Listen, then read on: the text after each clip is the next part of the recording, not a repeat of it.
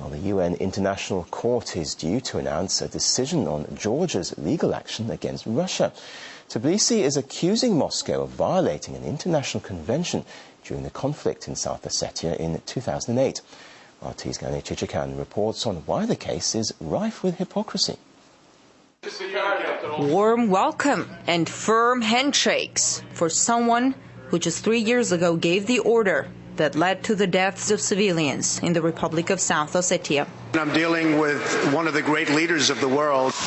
The Georgian president, with his fluent English, is a welcome guest on American TV shows, where he's never asked the question, why, in the middle of the night, on August the 7th of 2008, did Georgia begin the major artillery bombardment of the sleeping city of Tskhinval and other peaceful towns nearby.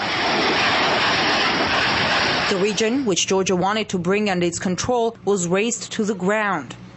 Hundreds were killed in the attack. Joe Mestas nearly lost his daughter in Saakashvili's bombings. She was visiting relatives in one of the towns in South Ossetia.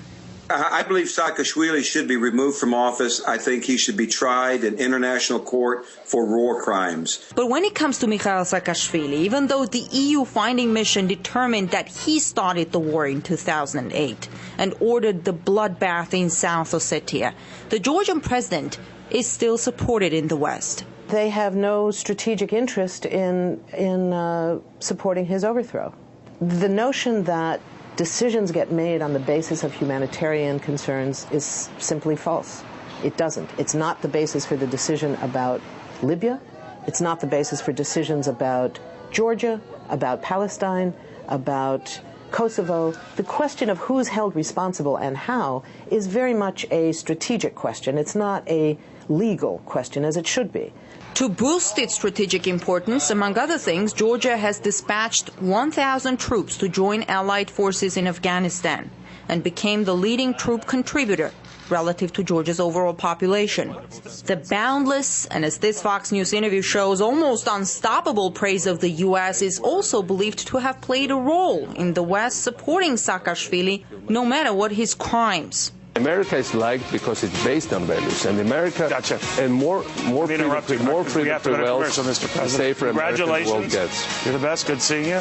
Now, as the world has declared a no-fly zone over Libya to stop Gaddafi, many wonder why a no-fly zone was never on the table when the Georgian president launched his deadly campaign, or when Israel bombed the Gaza for 3 weeks in a row. On the question, for example, of Gaza, where you had a blatant act of aggression, clearly a massive violation of not only international human rights norms, but war crimes, crimes against humanity being created, 1,400 people killed, of whom more than 900 were civilians, more than 300 were children.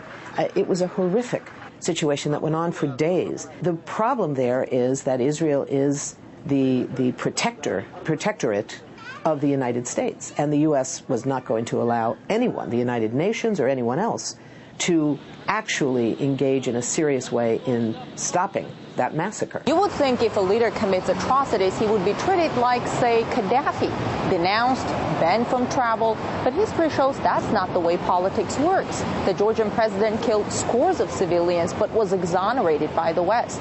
Politicians accept him as a friend, business leaders are looking to invest in his country, and it seems the U.S. is happy to continue turning a blind eye to the blood on Saakashvili's hands. I'm Gani Chichikan reporting from Washington.